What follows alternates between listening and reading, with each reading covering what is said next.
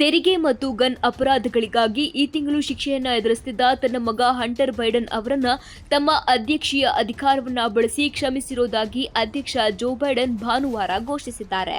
ಅವರು ಅಧ್ಯಕ್ಷ ಪದವಿಯನ್ನ ಕಚೇರಿಯನ್ನ ತೊರೆಯಲು ತಯಾರಿ ನಡೆಸುತ್ತಿರುವಾಗ ಈ ರೀತಿ ನಮ್ಮ ನಿಲುವಿಗೆ ವ್ಯತಿರಿಕ್ತವಾಗಿ ನಡೆದಿದ್ದಾರೆ.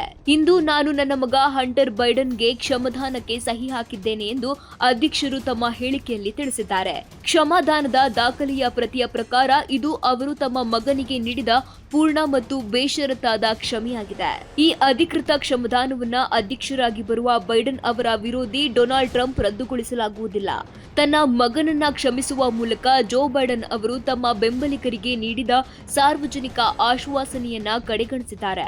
ಅಧ್ಯಕ್ಷರು ಮತ್ತು ಅವರ ವಕ್ತಾರರು 2024ರ ಚುನಾವಣೆಯಲ್ಲಿ ಟ್ರಂಪ್ ಗೆದ್ದ ನಂತರವೂ ಕೂಡ ಹಂಟರ್ ಬೈಡನ್ ಅವರನ್ನ ಕ್ಷಮಿಸುವುದಿಲ್ಲ ಅಥವಾ ಅವರ ಶಿಕ್ಷೆಯನ್ನ ಕಡಿಮೆ ಮಾಡುವುದಿಲ್ಲ ಎಂದು ಖಡಾಖಂಡಿತವಾಗಿ ಹೇಳಿದರು.